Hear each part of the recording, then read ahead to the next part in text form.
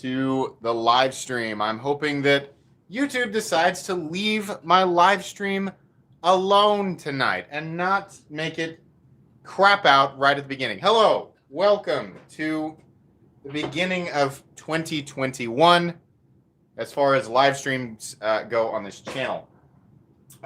What does that mean for this live stream? It means we're not in 2020 anymore and I'm live streaming.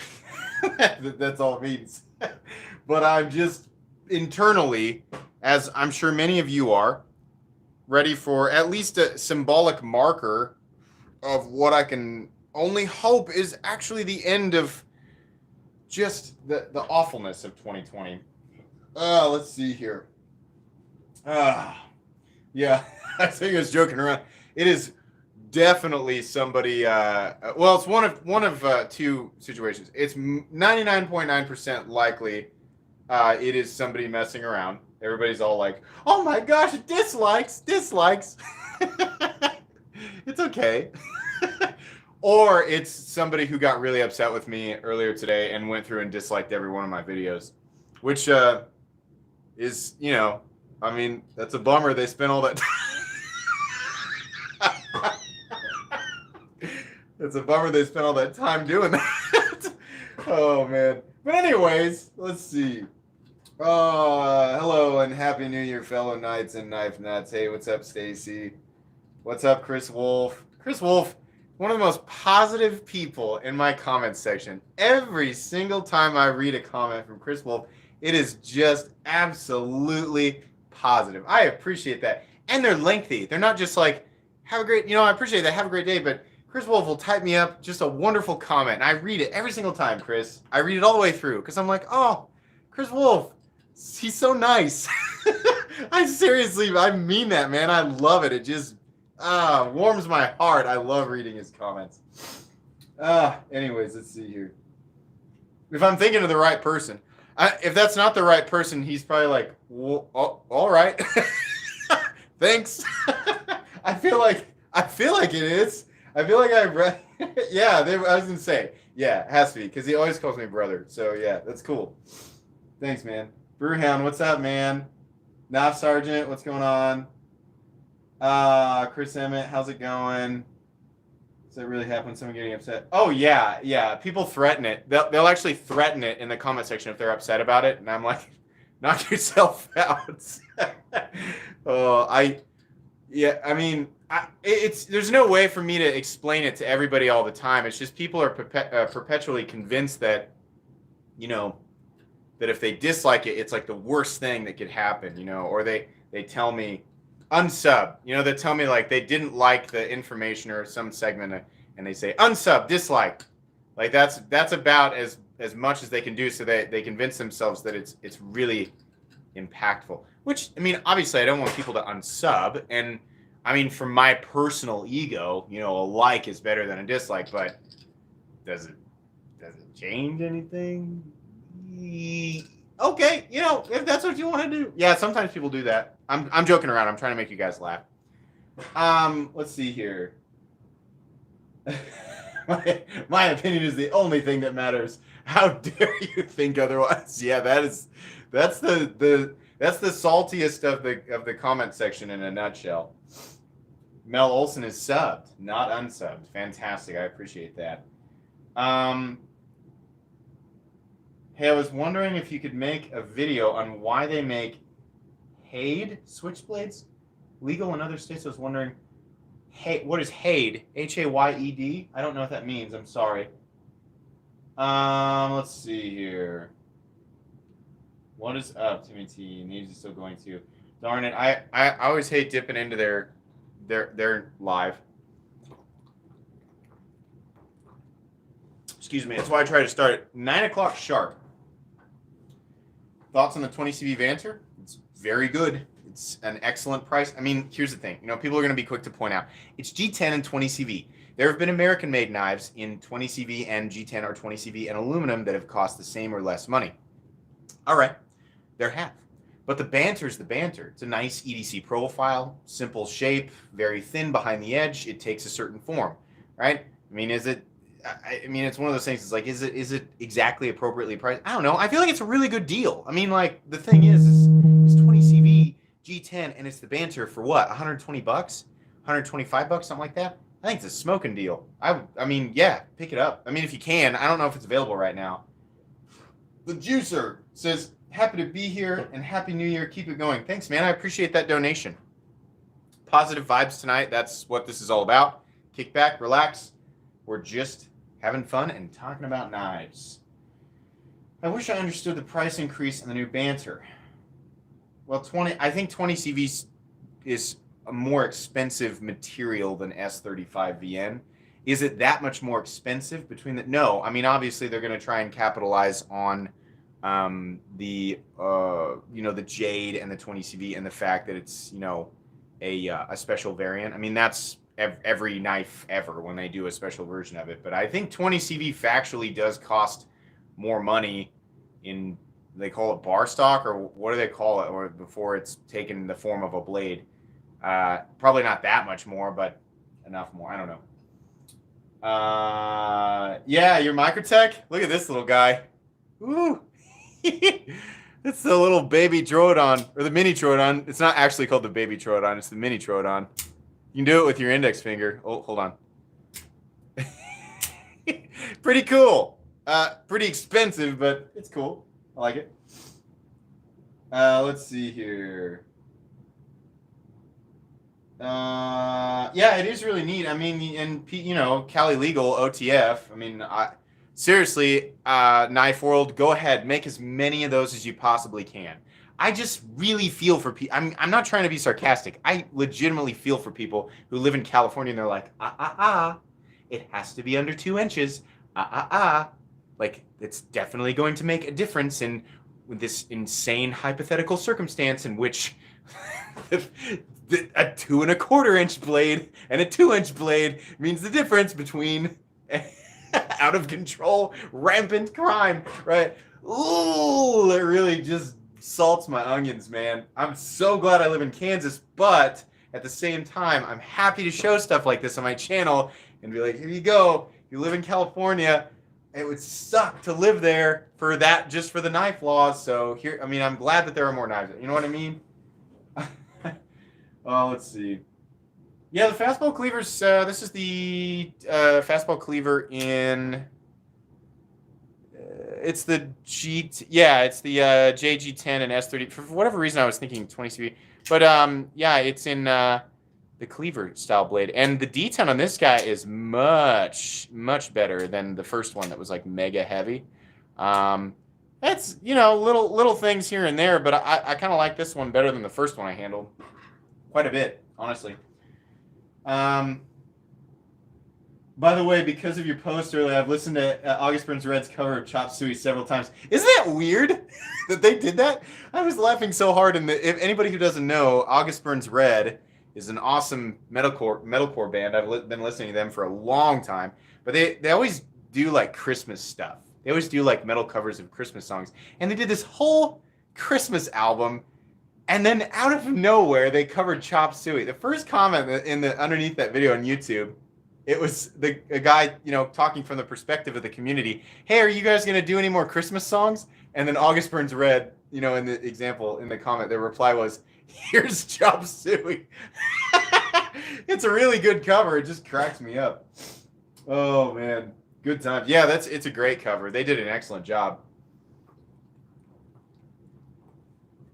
If you like Chop Suey by System of a Down and you've always thought it could be heavier and I'd still like it, check out August Burns Red's cover of it. It is definitely heavier. Let's see. Bought a Manix 2 this Christmas. Hey, that's awesome. You'll love it. Is it your first Manix 2? Because you're in for a treat, man. That thing is mega cool. And Flightanium has your back with all the cool parts and stuff. If you're brave, if you're brave enough to take it apart and switch out the cage for the titanium cage, do it. Because that is a mega cool upgrade for sure. Can you place an XM24 and a Praxis next to each other? Yeah, sure. You want the blade out? Hang on. Let me get my Praxis out. Alrighty, let me move some stuff real quick so we don't have these pricey boys bumping into each other. Not a flex. Some of those aren't mine. So Praxis. Let's get him front and center. Praxis. XM24. There's let's get him butt to butt. So there you go. That do it for you? Huh? Right there. 24 is a big boy. He's a thick boy too. Oh, here, let's do it this way, just so you can. Yeah, XM24 is a thick boy for sure. God, I love that 24. Man, the detent on that thing is like chunk. It's so just thick, nasty, heavy. Where did these go? Where did I have these? I had them like this, right? Hold on. I should be paying attention to the chat, and I'm like, how did I have my knives arranged? Ugh. Stewie! Why did I sound like Stewie? Okay. I don't know. I'm not sure why I was doing that that voice just there. Hang on. Can I have a shout out? Malachi Chance, sure. Shout out to Malachi Chance. Let's see. Stasa23, what's up? Hope you had a great Christmas and an even better New Year. Thank you very much. I hope you did too, Stasa. Guys, subscribe to Stasa. Absolutely. If you've heard me say that, if you've been in my live streams like every single weekend and you've heard me say that every single week, because Stasa always comes, and he always hangs out with us. If you've been hearing me say that and you haven't gone and subscribed, this is the time that you should do it. Absolutely. So you should definitely do that. G-Peeps, welcome to the Knights of the Round. I just really wanted to yell your name because it looked like something that would be fun to yell. Enjoy your exclusive Excalibur emojis and your badging system. Knights, all hail. G-Peeps, raise your swords. Swords are exclusive to the Knights. You can find the link for that at the very top of the description if you'd like to support the channel and be a part of the Knights of the Round at the same time. Man, look at that explosion of swords. That is just fun to look at. Oh, boy. T-double-E. Got my first XM18 Mr. Complex. That's cool, man. Congratulations. That's a big moment. Because people get it, and they're like, oftentimes their first XM18. Now, some people have already spent money in that price range, but oftentimes their first really expensive knife in that price range is the XM18, and so it gives you that foundational feeling of this is what that much money feels like, or at least it did for me. My first XM18, I was like, this is what $425 feels like in a knife. Let's see here. Dwyer Daniel, why are you so jacked? If you turn the exposure, if you tweak the exposure and turn the structure and the sharpness all the way up, it makes you look a lot more defined than you are. Also, I strategically hid my stomach and wore a dark gray t-shirt, and I leaned back, and I've got a white background. So I spend some time in the gym. Yeah. Was that a good... I joke about having a glass ego, a huge ego, and no ego. Which is it? I don't know. If I keep it a mystery, it's a lot more fun for me and everybody else. Let's see here. Well, thanks, Dwyer Daniel. I'm still working off the initial quarantine weight, that's for sure. I am down to 223 pounds today, on the road to 210. So 13 pounds to go, Knights. Down from 244 pounds at the beginning of quarantine. Man, I was deep in that Taco Bell diet for a while. Let's see here. Keith Luster really trying to let me know that my biceps are 12 inches. Thanks, man.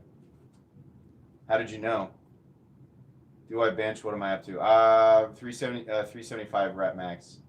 You think false edge daggers are better than normal daggers? I mean, like, it's one of those things where you get the look and then you get the ease of manipulation when you're closing it because the spine isn't sharp. But honestly, I'd just rather have a true dagger and just learn to figure it out. I mean, it's cool having two edges. Honestly, I'll take the literally double the edge retention of any steel because you have two edges, right? I'll take that over the convenience of being able to place my finger just a little bit more forward to safely close it. If we're talking about knives like the Arch Nemesis that are perfectly designed to close with one hand, even though you've got two sharp edges, Yeah, give me that double edge for sure. Excuse me. Do you have the Benchmade Griptilian? If so, what are your thoughts? The Benchmade Griptilian is one of the most excellent EDC folding knives of all time, and it has been for a very long time. The one that I have is actually not the, well, where is it? I have the Ritter Hogue, which is essentially the Benchmade Griptilian. It's just it's the Doug Ritter and Hogue version. Then I have a mini Griptilian. Yeah, they're excellent. The regular Benchmade Griptilian is excellent too. I mean, that's arguably Benchmade's best knife. What about the 940? I know. Benchmade Griptilian to me is preferable over the 940, but yeah, it's excellent. Oh, Kiefer, boo! I'm just kidding. Thanks for the donation, Kiefer. Kiefer, you're excellent. Legendary Kiefer. I get it. Go to bed. Have a good night. We'll see you next time. Let's see. Can I review some off-grid knives and Essie knives? I've reviewed a ton of off-grid knives, and I will continue to review off-grid knives because I've got a great relationship with the guy who's in charge. He's awesome. Check them out on Instagram and buy their stuff because I think they're great. And I'll look at some more Essie knives in the future. They don't have a lot of... Do they have any other folding knives? They've got a few interesting fixed blades, and I've reviewed the ones that I'm interested in, but I'll check out some more down the road. They make a great USA-made fixed blade for not a lot of money. So yeah, D2M Knives and Gear, thanks for the donation. Sorry, I've been absent. D2M is back, baby. Check out D2M Knives and Gear on YouTube. He's an awesome guy. Thanks for that donation, and thanks for coming back. I missed you. Let's see here. Kyle Roberts says, hey, what's up, Kyle? Sup, MC, show me that AR-75 before I have to go, please. Sure, no problem. Here we go. Nice and smooth. Oh, it's so smooth. I wish you guys could feel this. Crazy, crazy smooth. By the way, my buddy Ricky picked one of these up on the secondary market, and I noticed his had either an aftermarket titanium pivot setup or what apparently someone referred to as the performance pivot setup. I found a listing on eBay of somebody who's making these out of Australia. Basically what I'm saying is I want the satin version, but there is apparently, I think Tie Connector is apparently at one point made the titanium pivots for these, or that would fit them. I don't know. If somebody has more information on that, I am desperately seeking a satin version of the pivot so that I can have everything match except for my zirconium lock bar stabilizer, which I want to stay black. I don't know how Ricky obtained that one. He doesn't quite understand either. So if anybody has more information, please message me on Instagram at metal_complex or email me at metalcomplex87@gmail.com because I'm going to buy that as soon as I can. Ladev91, thanks for that donation. Still think the ZT0452CF is the best knife to get around $250. That or the ZT0562 CF or TI. I mean, not just ZT knives, but some of the best in that area for sure. There are quite a bit. I actually have a video, Ladev91. If you check out top 10 knives under 250 or top 10 knives under 300, I've got two videos in my top 10 playlist. There's 20 knives obviously in between those two that I think you'll find interesting. Wow, a whole bunch of donations all at once. Thank you so much, guys. David Neff, thanks for that donation. Hey, MC, have you had a chance to review the Jared Oster Tengu Flipper? Any thoughts? Love the channel. That review is coming. I unboxed it a while back, and you guys will get that here in the next few weeks. Bolstered Blades, thanks for the donation.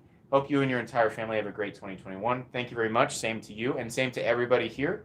And then we have SeerK_medic0895. Welcome to the Knights of the Round. Thanks so much.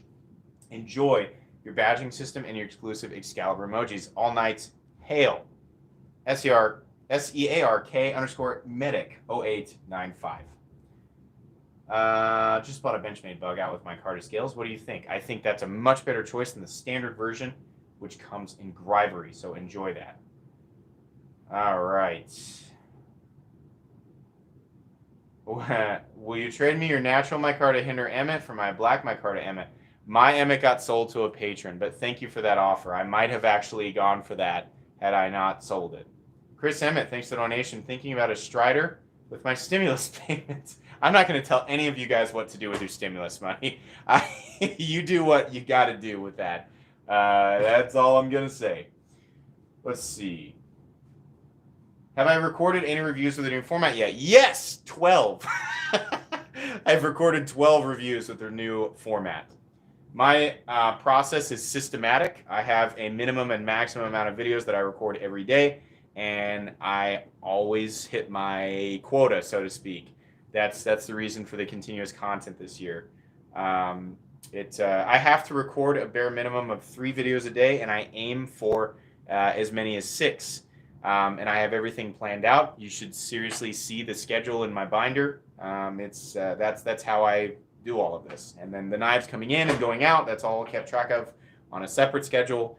And the knives that I'm looking for is yet a different thing altogether. So yeah. Let's see here. The Juicer, thanks so much for the donation. Any thoughts on discontinued, rare, underrated Spydercos you wish were still around? I used to hate them, but the deeper I go, the more I love them. Yeah, specifically the Sleesh Bowie and the Python. The Python needs to come back with a better clip and a better detent. If they do that, I'll buy 12 of them. Not really, because I can't afford it, but seriously, if the Python stayed exactly the same and had a better detent and a better clip, you bet I'd pay $500 for that thing. Absolutely. Absolutely, 100%. Sleesh Bowie? Yeah. We've all needed that back since the moment that it was gone. Absolutely. I'm glad you said something. I'm happy to talk. I'm happy to rant about that for a little bit. I do. Poncho 151. The backlog is generally somewhere around 40 videos. So there are 40 uploads that no one has ever seen at any given time. I do that so that I can. Take a break periodically. Like for Christmas, I took 4 days off, and it was nice. And you show the biggest knife. Well, technically the longest on the table. I mean, it's between the Brian Nadeau. Here, hang on. It's between the Arch Nemesis and the XM24 amateur knives. Thanks for the donation. Unfortunately, if you change the pivot on the Strider, you void the warranty. Only reason I never looked into it. I don't know that I really care. But I mean, yeah, it's a good bit of information there. I want to say that the Arch Nemesis is the longest blade. Boy, they're about the same. Trying to be careful here because the one down here is about $1,800 and it's not mine. The Arch Nemesis and the XM24. I think the Arch Nemesis is a hair longer than the XM24. The XM24 is definitely the biggest knife out here. I mean, the heaviest knife, for sure. Stas has got it exactly right. It's very easy to get burnt out. I periodically, I just have to take a break from, and sometimes I have to take a break from certain types of videos. Having a backlog allows me to switch it up and do different videos that are more interesting to me when I get burnt out on doing the same thing. How do I get so many knives for review? My viewers send them to me. That's how everybody knows that I'm always being honest, because 99% of the content you guys watch is supplied by you guys, not retailers, not makers, right? Periodically that happens, but it's very, very easy. It's easy for me to be honest no matter where the knife comes from, right? My affiliate links are set up through a separate website that has a program with these various retailers, so I'm not actually being hired by the different retailers, and I'm not being sent products generally by retailers or makers. I'm being sent models by you guys, which means nobody has control over what I think and what I say.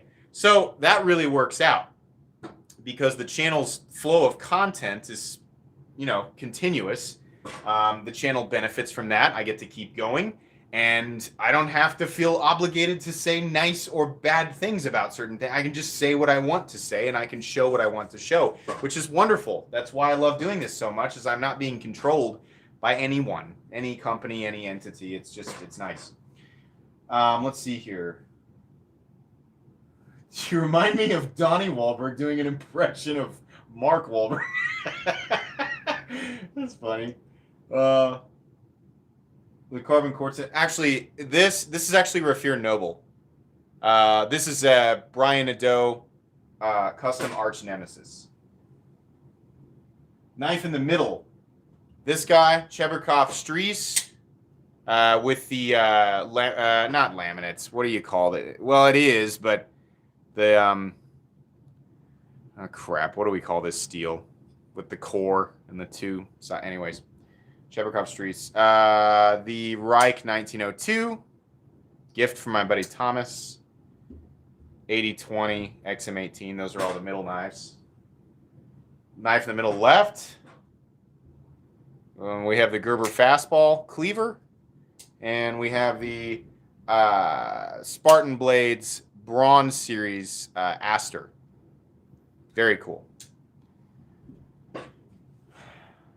Can I show the Malibu next to the Civivi Brigand? Neither of those knives are on the table. I'm sorry. What? I don't see. I'm not sure what we're looking at here.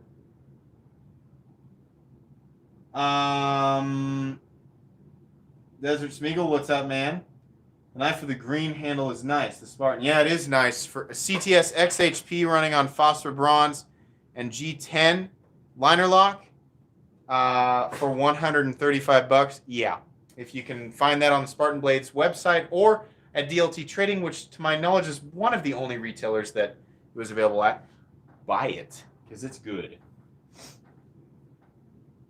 What is the knife on the far left? The ProTech Godson automatic with a leather inlay. Ooh, that's weird. I don't know about the leather inlay. I'm sure some people like it, but I've always thought the Godson and Godfather knives look awesome. You know what's funny is I always thought the Godfather would be about this size and the Godson was a little tiny thing. No, this is still definitely, I mean, the Godson is essentially a full-size knife. The Godfather, which I've got right over here, is a gigantic knife. These are awesome. These are, it's like old kind of, you know, mobster, kind of like Sopranos kind of looking knife, right? Meets an old Italian stiletto, meets like new age modern tactical. That's what those remind me of. Let's see here. What do I think about the Benchmade Mini Onslaught? I think it's funny that they use the word mini because the original Onslaught is giant. Yeah, it's cool. Is it? I think that's discontinued, right? What is the bottom middle knife? Right here? This is my own personal XM18 3.5 inch Generation 6 harpoon. I'm sorry, not harpooned. Regular Spanto in S45VN and the magical, the special, the infinite glory of the full titanium scale. Unmilled. I have two of them. Two unmilled titanium scales that I will keep forever because all the new ones are milled. And I did buy another titanium scale for an XM18. And I don't even have a third one. I bought it because I knew what I was looking at. And it's very different. But it'll be in... it's one of the unique ones that he's been throwing up on the website. So that'll be in this next week. Let's see. Lavender Pants. What's up, man? How's it going? What? Matthew? Oh my gosh, are you serious? Might have to buy one right now during the live stream. Hang on. Hold on. If he's right, I might actually have to do this live. Because I don't want to not have one. Oh my gosh, you guys. I gotta go look. Hang on. Just bear with me for a second. XM titanium scales. Not the one that I want. Not the one that I want. It's not available right now. But there are some, if you're looking for unique titanium scales, there are 3 up right now on the Hinder Knives website. The one that I'm looking for is the all stonewashed titanium one. But thank you for letting me know. Yeah, anybody who's looking for a titanium scale for the XM18, just go to the Hinder Knives website. Click on Hinder Knives and then scroll down to XM titanium scales under knife scales. And there are 3 different variants. No, there are 6 different variants of titanium scales that you can get for your XM18 right now. No, I don't make any money on this. I'm just letting you know that they're there because people ask me all the time, where do I get a titanium scale for my Hinder? I'm kidding. You guys don't sound like that, but I get it. I mean, me and Slicey pushed that on everybody, and then they were all gone. Let's see here. I'm definitely being an enabler. What's the tiny OTF looking thing on the right? This is the Microtech Mini Troodon. A very expensive but very Cali legal American OTF that you can manipulate with your index finger. So that's nice. My thoughts on Tucson. They make some really ridiculous stuff and they make some pretty interesting stuff, and they do work with some interesting designers. They offer excellent materials for the money, but in the fit and finish department, they are not excellent. They're pretty good. Most of their knives are B plus to A minus. They're pretty good. I've had some excellent ones, and I've had some WTF. You know, they're pretty good. Heat treat department, all over the place. You might be getting a blade that is by composition M390, and you're probably getting titanium. In fact, you're definitely getting titanium. You might be getting B plus to A minus fit and finish even for that price range. Are you getting a proper heat treat that will actually allow the composition to do what it's expected to do? Who knows? It's a dice roll. So I'm going to wait for some reports of general consistency through Tucson before I start talking about them again. Oh, they are lavender pants? That's good. That's good. If I keep hearing that, I see a multitude of the... I love the channels who do the cut tests and they test the Rockwell. If I see a multitude of those channels coming up with consistent reports on that, then yeah, I'm happy to take a look at them again. Who's asking about my 80-20? Who wants to see the 80-20? The King blade. You guys ready? Oh, that will never get old, guys. This magnificent titanium beast. This magnificent American titanium monster. God bless America. Oh, boy. I love that thing. Okay. What are your thoughts on the Gerber fastball? This Cleaver version's a lot better than the first one. I'll have to take a closer look at it. Honestly, I haven't played around with that one too much. But it's the deten's much lighter and better. Like the original fastball, the detent was way too heavy. The detent on this guy's perfect. Just a second, guys. I haven't actually had a sip of my beverage in a bit. It was definitely just a sip. Excuse me. One sec. Hold on, I'll be right back.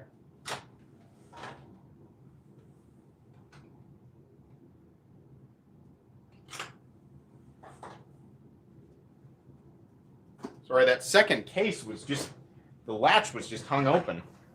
My second knife display. I forgot to close it. Anyways. Are you guys trolling me? Stop asking me about the Gerber fastball. Bolstered Blade says, what do I write? That'll do. That'll work, man. Thanks for the $2. Oh, man. That was... I don't know why that's so funny. Oh, let's see. Russ Kegel.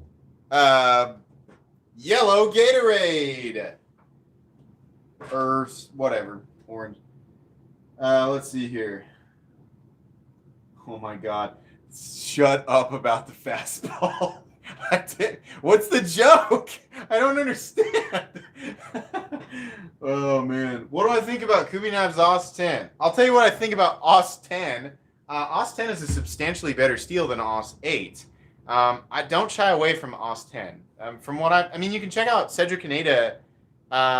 He's done a whole bunch of really interesting cut tests, with OS 10, and it's pretty impressive. Obviously, different companies are going to have different heat treats and things like that, but OS 10 is not OS 8. OS 10 is a much better steel in terms of edge retention, at least. Stainless qualities, I think, are somewhere similar, and honestly, toughness, I don't know. OS 10 is going to be a little tougher to sharpen, but from what I understand, it's not difficult, right?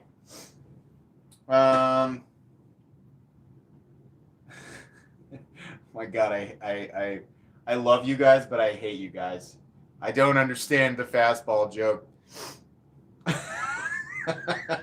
This is stupid.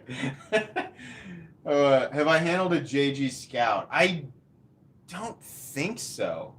I don't think so. No more Nick Shabazz impressions. I've done enough of those. It's gonna get to a point where it's not funny. I mean, like, I had to go back and watch when I was deciding how to change my reviews. If you guys watched my video about my reviews, going forward in 2020, and hearing myself make the same jokes over and over again, I was like, holy crap, man, that is like a really 33-year-old man thing to do, I mean, like, it's like a dad thing to just keep making the same jokes and thinking that they're hilarious. So if I keep doing Shabazz reviews, if I keep doing Shabazz impressions, it's eventually it's like, what's his, where's the rest of his artillery, right? I mean, is that all he's got in his utility belt? Pun intended. Plus, I also respect Nick, and I don't want to like get to the point where it sounds like I'm being intentionally mocking, The Juicer, thanks for the donation. Throwing your, oh my God. Yes, if you're gonna pay me to make jokes, or if you're gonna pay me to troll me, I guess I'm okay with that. Oh my God. I even read part of it.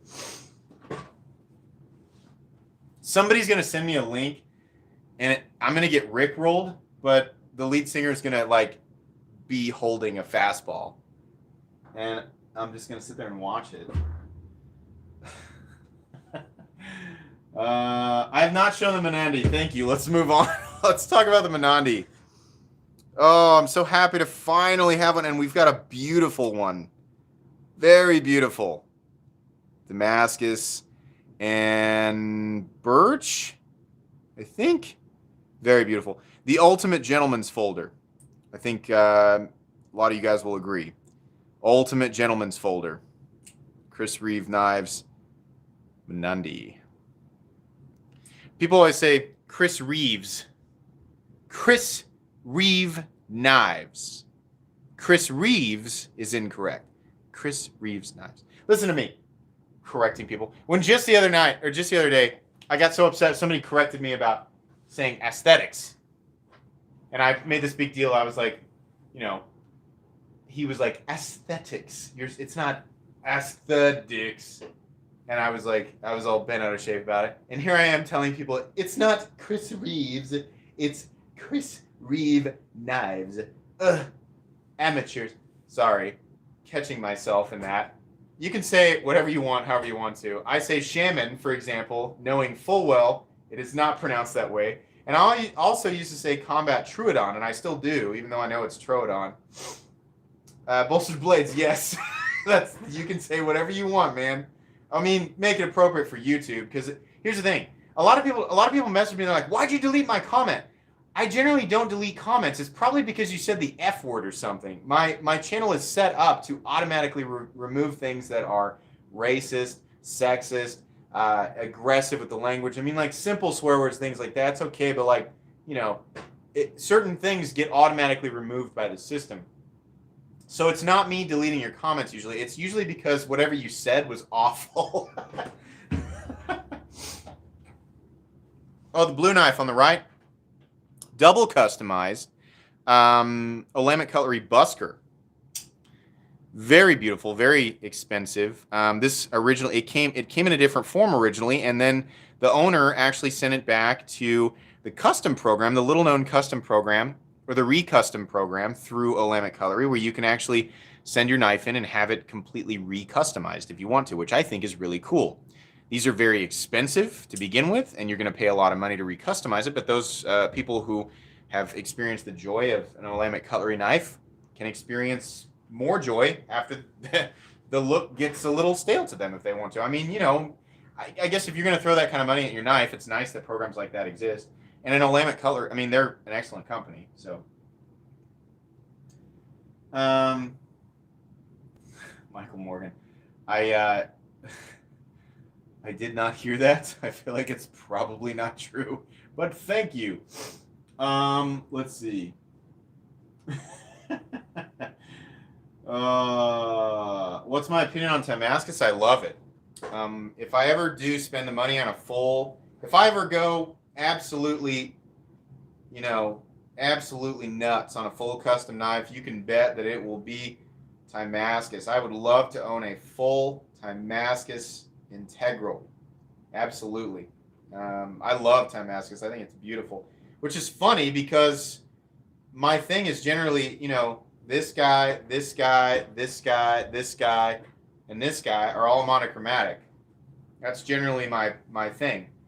But if I was going to spend that much money on a knife, yep, I would. Yeah, I'm ignoring you. Jeremiah Daniels. I'm trying to move on. Darn it. You guys hijacked my live stream with this freaking fastball. What was the joke? What was the original joke? You just noticed that I was getting bothered by it, so you decided to pepper me with your fastballs. Oh God, poor choice of words. Hang on, I'm gonna have a drink real quick.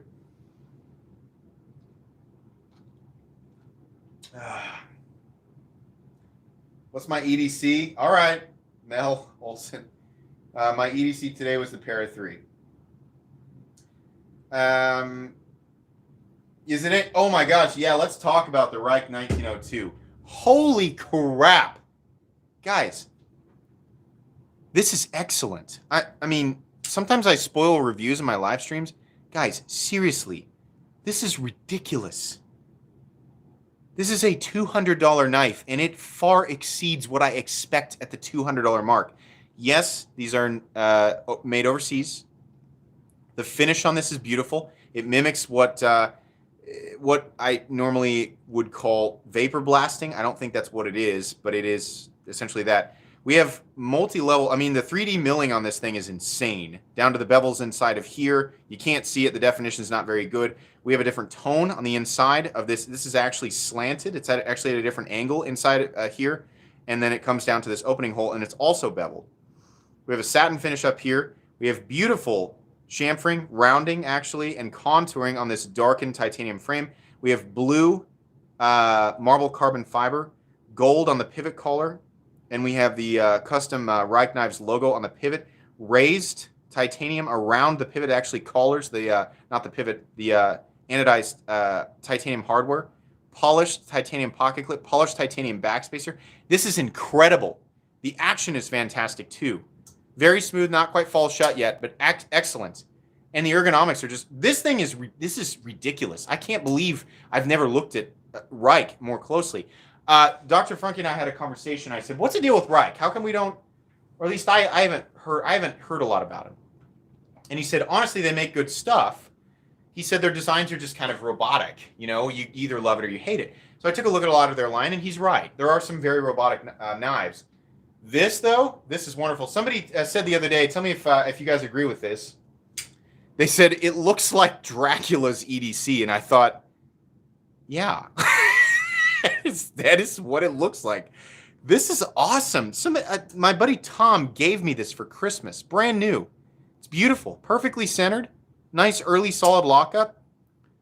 I'm not going to have much negative to say about this, guys. I'm really impressed with this. Take a look at Reich. I don't have any affiliate links for you. I don't make any money if you decide to buy a Reich knife. But from me to you, check them out. They're excellent. I haven't been looking at chat. Do you guys, you who own Reich knives, do you agree? Is that the general experience you've had? My overly gushy experience? Blade is made of M390, and it's all written on there. Any text is written in cursive, which I don't know why, but I find appealing. You can't really see it. All of it. M390. These are numbered, number 68. It's all in cursive, which actually fits. The entire knife looks like it was made in cursive.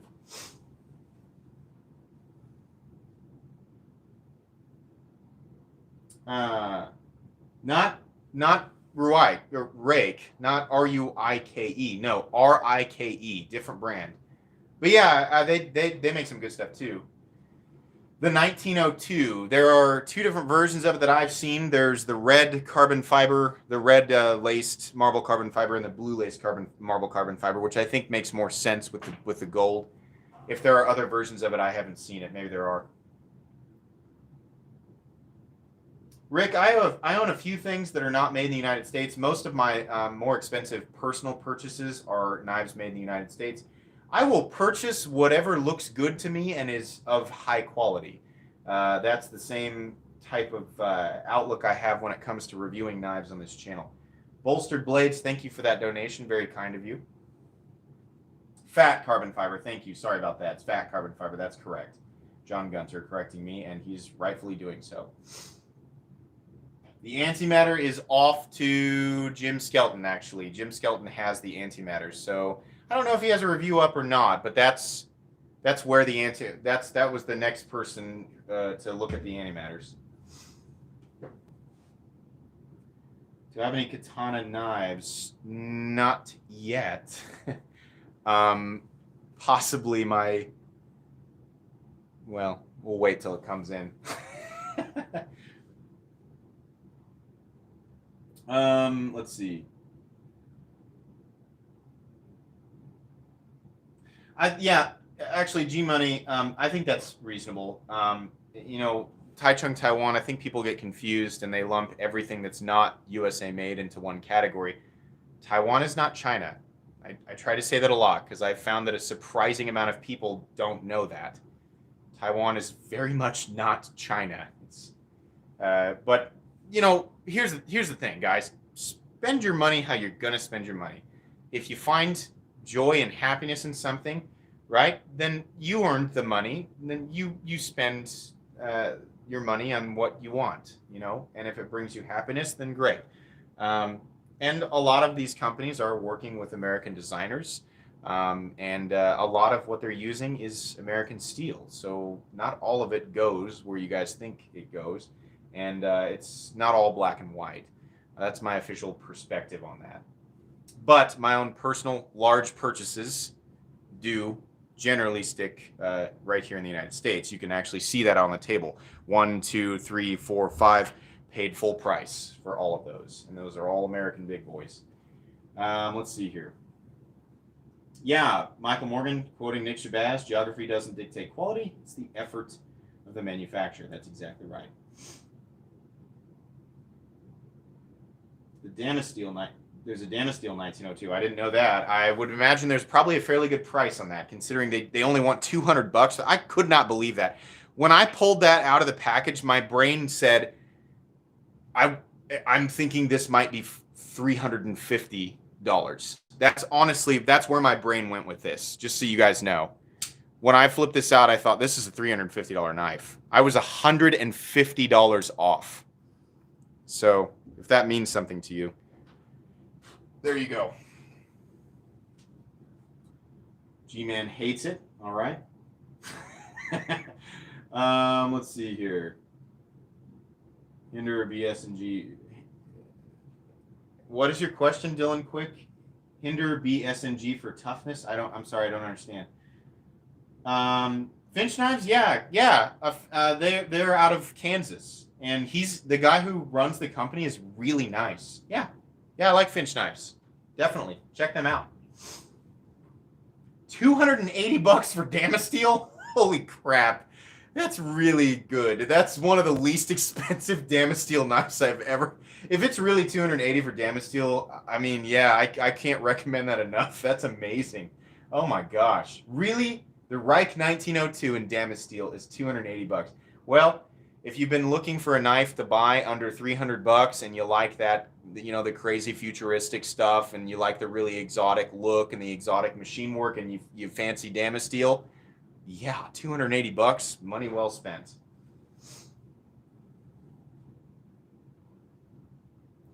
All right, G-Man, watch it, or I can just make you leave. I feel like I've hinted that pretty strongly this entire time, so maybe don't push it. Dane, I'd go with Sierra KT. Okay. What knife? I have an authentic Franklin Mint Bruce Lee knife. How much do I think it's worth? I have absolutely no idea. That's interesting, though. You might post that on Blade Forums and see. Sometimes those guys are really good at picking that stuff out.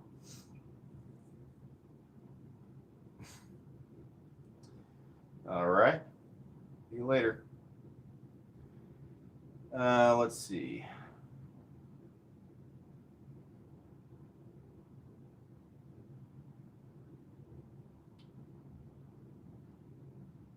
Hinder versus SNG for durability and toughness. Oh, okay, I get what you're saying. I mean, they're both frame locks, and if we're going to talk about pivot internals, the most durable pivot internal is going to be phosphor bronze, and they both have the option for that if you're comparing the Gen 6 XM18.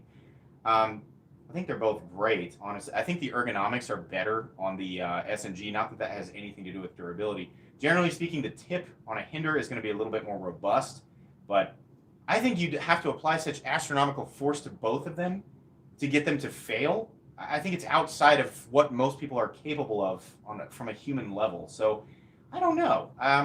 My gut says Hinder, but that's because I'm a Hinder fanboy. I think they're both plenty capable, though. Oh, yeah. No, I've taken note of that, G-Man Black. No problem. I'm watching. I've had my mods from Discord plenty times offer to help with that because we always get somebody in here. Obviously, that guy's figured out that the dialogue wasn't welcome. He seems to have calmed down. But yeah, I mean, if it ever gets to that point, I've been able to handle it up until now, or up to this point. Even that time we had 800 people in here, it wasn't that bad. But there's always going to be one mattress wizard at least. Let's see. So if I was to buy one as my first Holy Trinity knife, just say SNG. I mean, Holy Trinity, any of them, honestly. The Holy Trinity is very, you're talking about three different ends of the triangle. They're all good in their own way. I don't think you can go wrong. You're going to have a problem hunting down exactly the SNG you want. It's going to be much easier to find the Chris Reeve that you want or the Hinderer. So if you're dead set on SNG, you can't. There's not one that's better than the other. It's a try preference thing for sure. You're not going to get a lock bar insert with the SNG, and because now Chris Reeve is upgraded to the ceramic ball detent, which is the equivalence in terms of its purpose, versus an insert, right? It's just not removable. I'm sure there were people in here that night. We had 800 people. The chat was moving too fast for me to look at. When we do Knives and Nonsense and it's laid back and everybody's just trying to have a good conversation, right? That's when I notice it. Adam M, thank you. He says, Happy New Year's, MC and all. Thanks, man. What made me want to buy an Olympic Busker? It's not mine. It was actually sent by Alex Knifebox. Alex's Knifebox. You should check him out on YouTube. But if I was going to spend that type of money on a knife, I would definitely be looking at a Busker. They're excellent.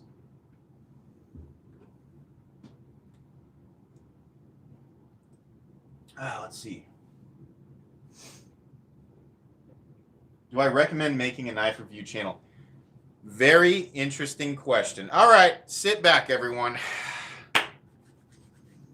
Do I recommend making a knife review channel? Bolster Blades, thanks for the donation again. Very generous. Thank you for donating repeatedly. That's really nice of you.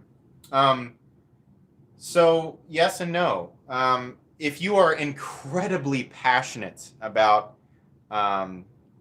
folding knives and EDC gear, if you're very passionate to the point where you feel like you could make content consistently, that's the thing. Is you don't have to do 2 uploads a day like me, 1 upload a day. You don't even have to do 3 a week. You can do 1 a week. But if you're passionate enough about it that you want to get your thoughts out on camera and you feel like you can provide good information, thank you, Bolster Blades. I appreciate that, buddy. You're not in it to make money. Heavy emphasis on that. If you're not in it to make money, then yeah, definitely. Now's a good time because it's only going to get more difficult to grow. It is extremely difficult to grow a YouTube channel. I've said this many times. It took me 3 months to get my first 100 subscribers. And it took me 11 months to get my first 1,000. It takes 1,000 subscribers to monetize your channel. And I remember my first day of being monetized at 1,000 subscribers, I made a whopping $1.98 on ad revenue. So I repeat, thank you for the donation. Thank you. I repeat, do not do it for money. Do it because you love it. That's why you should do it. As time goes on, now the channel gets about 100 subs a day, which is great. Thank you very much to everybody who has been subscribing. I can't believe that it does that, but Yeah, it will grow if you upload consistently, but you have to be willing to do it consistently, and you have to feel confident about what you're talking about. But yeah, YouTube is only going to get more complicated and more difficult for people who are starting new channels. So if you're going to do it, I would say now, because it's very likely that over the next 5 years, YouTube will see a ridiculously massive evolution, and it'll only get more confusing. So it's kind of a learn as you go thing. Bolstered blades. Thank you very much. The Olamic looks like a turtle. It kind of does. Thank you. M, thanks for the donation. When is the wheel coming back? Soon, I hope. Yes, soon. As soon as I can figure out a new game for it. Because spinning for stickers is not something I want to do again. I had to mail out like 40-something individual letters for stickers, and I'm not going to do that again. that was too much. Let's see. YouTube is a very weird and complicated world. If you embrace the complexity, your channel will grow much faster. But there is a lot of work that goes. A lot of people think it's just as simple as turning a camera on and talking, and then you upload it. No, I put way more work. Each video that I record, 20 minutes to record it, and probably an hour of back-end work. At least 45 minutes of back-end work per video. There is a lot of additional work that goes into it, and I don't edit. If you want to do like what Reich does with Everyday City Carry, where he edits everything, oh, you're talking about hours and hours of work. I know, like Advanced Knife Bro, one upload from Advanced Knife Bro, he's got 6 to 8 hours of production work in those per upload. Yeah, you can plug your channel for sure. Bolstered Blades, is that the name of your channel? Absolutely. Just so everybody knows. Yeah, I have no problem. If you want to donate and you want me to plug your channel, that's perfectly fine. As long as your channel doesn't promote hate speech or anything like that. But yeah, check out Bolstered Blades on YouTube. Was I seriously kind of, Sky? That's why I put it in there. Sky Corey says, "Were you seriously flexing the thumbnail?" Like I was just stretching really hard. I was kind of trolling myself and everybody who would look at that and go, "What's the intention here?" Yeah, I mean, it was meant to be humorous, but yeah, I guess kind of not really, because it was just I just stretched out as hard as I could. Can any company called Damascus Damasteel? No, they can't. Damasteel is different from Damascus. Damasteel is made with 2 powder form steels, where Damascus can be any 2 steels. There's cheap Damascus, expensive Damascus. Damasteel is exotic, period. Or, well, exotic. It's expensive. The process to make it is expensive, and it is performance oriented, for sure. You think I'm a chunky boy? I don't know. I kind of take that as a compliment. I'm 5'11" and a half, and I weigh 223 pounds. So yeah, I guess there's some thickness in there. Healthy. Let's see. Your most premium knife is the ZT0055 BLK Sprint. I think that's an awesome knife. That's cool, man. Congrats. Are you laughing at me? I'm pretty situationally unaware. I talk too much to gather context.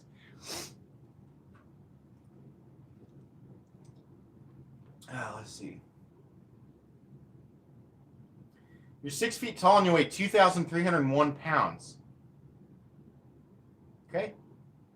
Damasteel is a trademark, just like my card. If I'm not, yeah, he's right. Damasteel is a trademark. That's right. Thank you, Brewhound. Actually, Brewhound's done that for me many times. He's corrected me and gave factual information. Thank you. That is why Brewhound is one of the mods on my Discord, because I need to be corrected sometimes. Old damage mitigation. Call him the DM. My wife doesn't really care. My wife is into CrossFit, so she's jacked. My wife is actually jacked and she could care less. Whenever I tell her, I'm like, "Honey, I got a new bench max." She's like, "Cool, that's cool. I don't care. Shut up.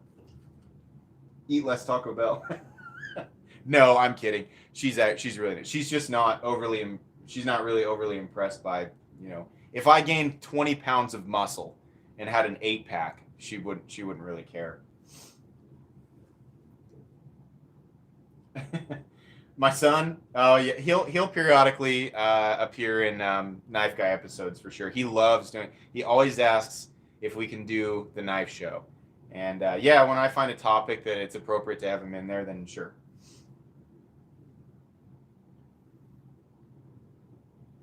Yeah, she does her. I would never do her workouts. Her workouts are completely insane. I'm a traditional gym rat. I do very traditional movements.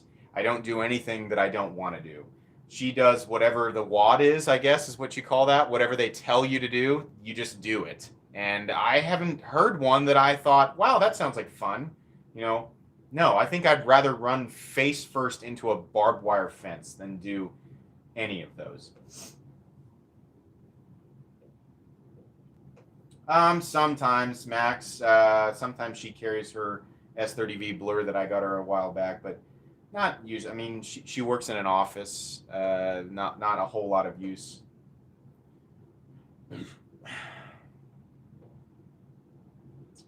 Let's see. Monster Racing 38, 375 pounds, but it was a rep max. 275. It was either 275 or 285 for 11.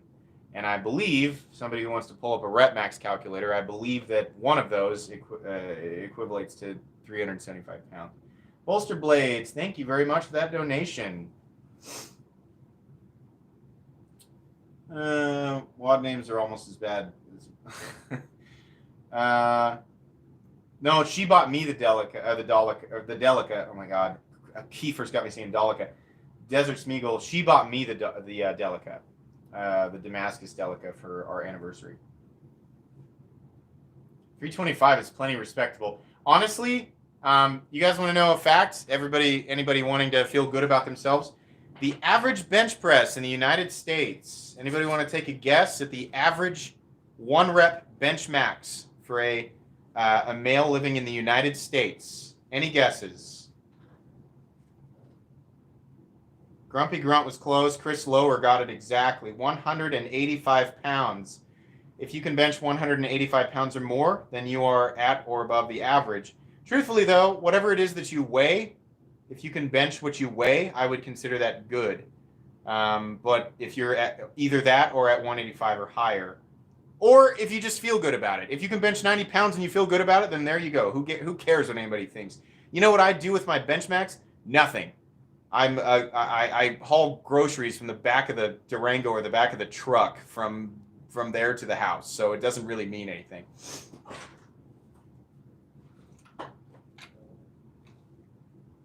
All it should be, your maxes should just be a number that you use to.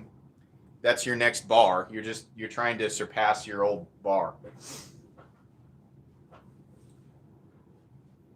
John got I weigh 230, not 230. I was like, that's a lot, man. 230, okay.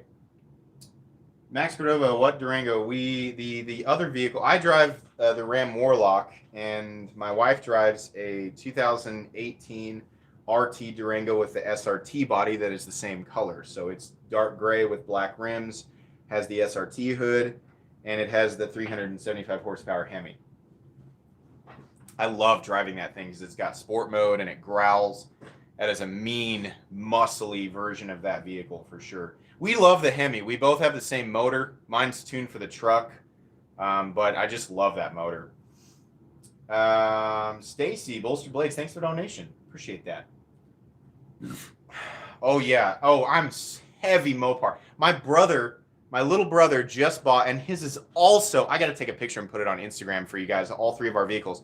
His car is also dark gray and black. He just bought a brand new 2020 wide body 392 Scat Charger with all the fixings. You got it's a 392, so it has the SRT suspension, but it's got the upgraded wheels, the nicer interior. It's got the bigger motor, so his is 485 horsepower, something like that.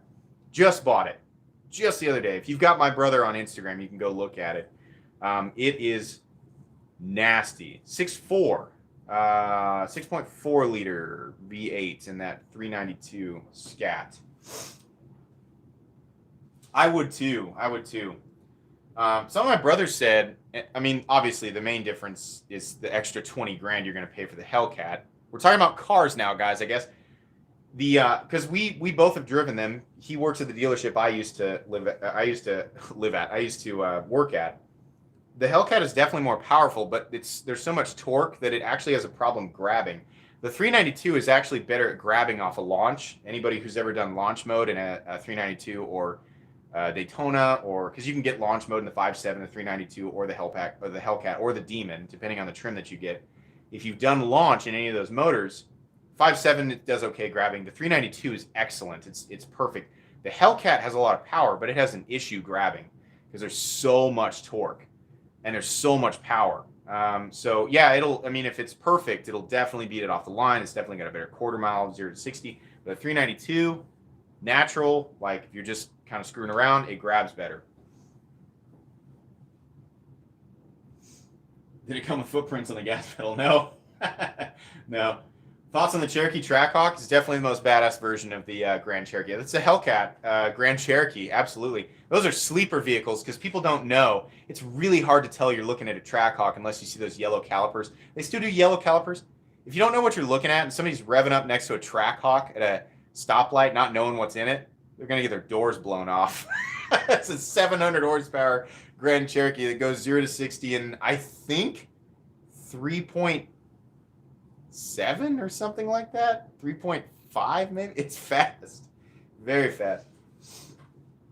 Keith Luster says Hellcat put some bigger tires on it. I mean, yeah, for sure you could. But then it's weird to drive it around. Like he owns a truck and his 392. So he wants to just cruise in it, and I think it'd be weird with the fatter tires. 3.4. Yeah, that's a Grand Cherokee that will do 0 to 60 in 3.4 seconds.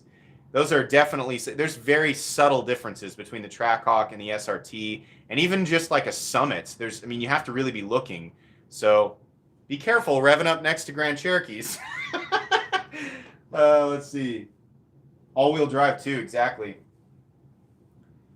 Sure, the Tesla would, but I mean, the Tesla, you're gonna know, right? You're gonna know if you're up next against the Tesla. And here's the other thing. I think Teslas are great, and that's cool, but a naturally aspirated, well, those aren't, the Trackhawk's not naturally aspirated, but a big American V8 will always sound better and feel more muscular. The Tesla's cool, but all the muscle's gone, It's just,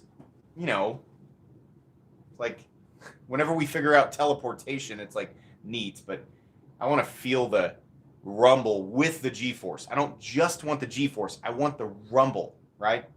That's what I want. If my truck was a knife, what would it be? I'd like to think it'd be the Dark Horse. But I don't know if it's that. I feel like the Dark Horse is more of a TRX. I don't know. Probably my truck was a knife, it'd probably be this color scheme in an XM18 3.5 inch. Robust, not the biggest thing in the world, but it's a half ton. It's crew cab. It's 4x4. It's a V8. It's dark and nasty and has the big, I've got 5-inch tips on it and I've got Flowmaster 40 series on it. So yeah, I'm definitely my ego is talking about my truck right now. And I'm trying to play it cool, but I love my truck. Let's see here. Which do I recommend more, Demco or Hinderer? I mean, the experience of the Demco is like nothing I've ever experienced. But Hinderers, here's what you can do with a Hinderer that you can't do with a Demco. You can customize it and re-customize it and build it. You can get exactly what you want. Demco, you're kind of limited. So if you like Fidget Factory and you're good with the stock form and you can find one, go with a Demco. If you need it to be exactly what you want it to be, go with a Hinderer because you'll get exactly what you want. These three were purposefully built. Exactly what I wanted. What folder's on the far left? The ProTech Godson automatic with a leather inlay and natural aluminum. Or raw aluminum, I guess. Let's see. Guys, we are 10 minutes past. It is time. This is a good live stream. I think we peaked out somewhere around 200 people. So this was a great live stream. I'm happy you guys came in here to celebrate the start of 2021 with me. This was fun. I hope you guys had a good time. Hope you guys are feeling good, feeling positive, feeling happy, feeling optimistic about 2021. I know I am. I have an enormous amount of content planned, but I've also got an enormous amount of stuff to plan beyond that. So 2021 will be a big year for this channel, and I'm hoping you guys all come along for the ride. That's going to be pretty much it tonight. I hope you guys enjoyed the live stream. If you did, make sure to leave a like. There's 166 of you in here and only 117 likes, so make sure you like the live stream. But yeah, I hope you guys have a wonderful rest of your evening and a wonderful rest of your weekend. Bye.